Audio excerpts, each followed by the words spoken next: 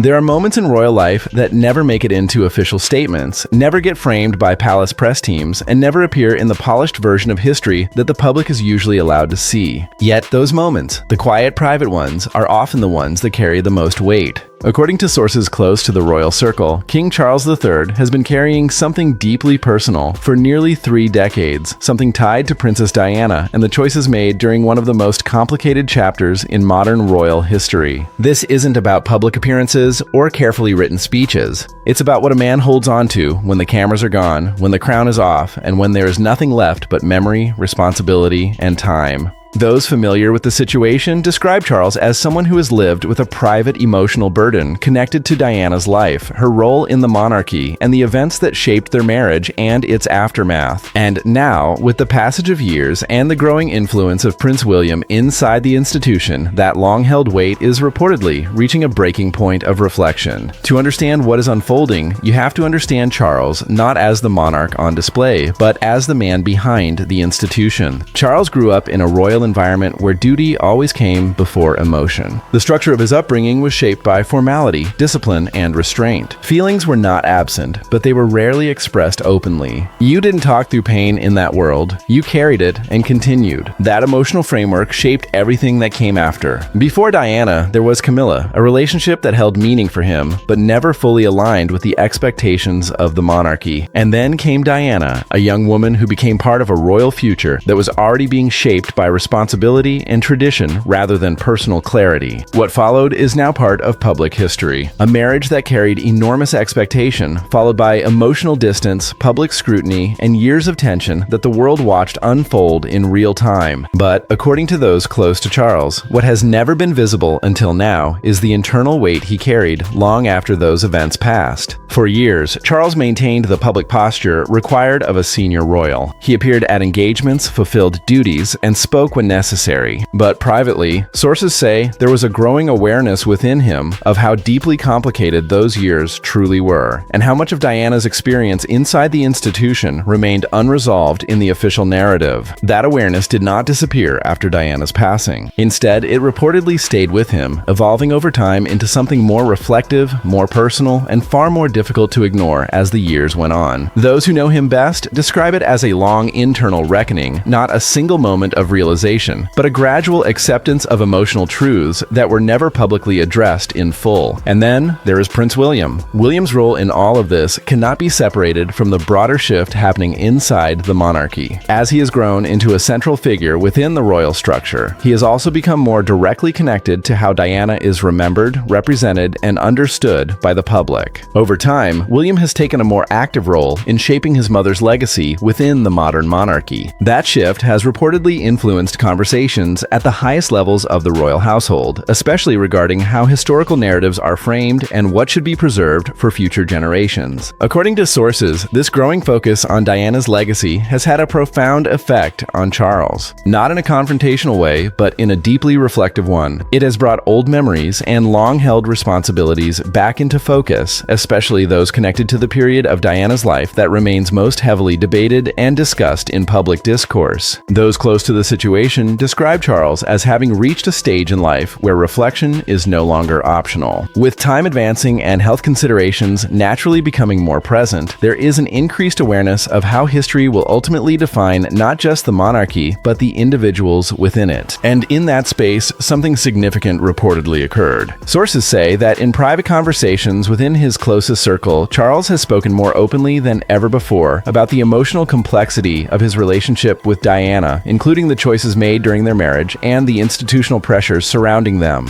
This is not being described as a public confession or formal statement. Instead, it is framed as private reflection shared in trusted environments where the usual boundaries of royal communication no longer apply in the same way. What makes this particularly notable is not only what was said, but who it was eventually shared with. According to those familiar with the matter, Charles and William have had deeply serious private discussions about the past, including aspects of Diana's life and legacy that carry emotional and historical significance for the entire royal family. These conversations are described as direct, restrained, and deeply personal, not confrontational, but unmistakably serious in tone. William, in particular, has long been associated with efforts to preserve and elevate Diana's memory in a way that reflects how the public continues to view her. That includes charitable work, public acknowledgments, and a broader commitment to ensuring her role in modern royal history is not diminished or reshaped beyond recognition. It is within this context that Charles's private reflections take on added weight, because they intersect not only with personal memory, but with institutional legacy. One of the most sensitive elements discussed privately, according to sources, relates to the promise Charles is believed to have made to Diana during the later stages of their relationship. Not a public promise, and not one ever formally documented, but something that reportedly carried emotional significance between them. That promise, as described by those close to the situation, related to how Diana would ultimately be remembered within the structure of the monarchy, and how her place in royal history would be acknowledged over time. For years, that promise remained in the background, unspoken in public life, but not forgotten privately. And now, as William continues to shape his role within the future of the monarchy, it appears that those earlier private commitments are being re-examined through a new lens. Sources suggest that William has a clear sense of responsibility when it comes to his mother's legacy, and that any future decisions involving her historical recognition will reflect that commitment. Whether or not formal changes occur, the direction of his intent has been described as consistent and deliberate. What makes the situation even more complex is that Charles is now at a stage where reflection and legacy are no longer theoretical concepts. They are immediate realities. Those close to him describe a man who is increasingly aware that the decisions and dynamics of the past are still shaping the present, especially within the public perception of the monarchy. And yet, despite the emotional weight, there is no suggestion of public confrontation or institutional instability. Instead, what emerges from these accounts is something far more subtle, a gradual alignment between memory, responsibility, and the passage of time. Charles is not portrayed as rewriting history, nor is William portrayed as challenging it. Instead, what is unfolding appears to be a slow convergence of perspective between father and son, shaped by years of lived experience, public expectation, and private understanding. Still, the emotional complexity of Diana's legacy continues to sit at the center of it all. For many observers, Diana remains one of the most influential figures in modern royal history, not only because of her public role, but because of the emotional connection she maintained with the public even after her separation from royal life. That connection has never faded. If anything, it has grown stronger with time, which adds further weight to any discussion involving how her legacy is handled within the institution she once represented. Within that context, even private reflections from King Charles take on broader significance, because they intersect with how history itself is being interpreted and preserved. As for William, those close to him continue to describe a leader who is focused on continuity, legacy, and long-term stability. His approach to Diana's memory is said to be rooted in respect, clarity, and a desire to ensure that her role is acknowledged in a way that feels complete and honest. What happens next remains private within the royal circle. There are no official confirmations, no public statements, and no indication of immediate institutional change. But what is clear, according to those familiar with the situation, is that the past is no longer something quietly set aside within the monarchy. It is something being actively reflected upon at the highest level. And in that reflection, the legacy of Princess Diana continues to shape conversations that span generations. Some see it as unfinished history, others see it as long-delayed understanding finally reaching the surface.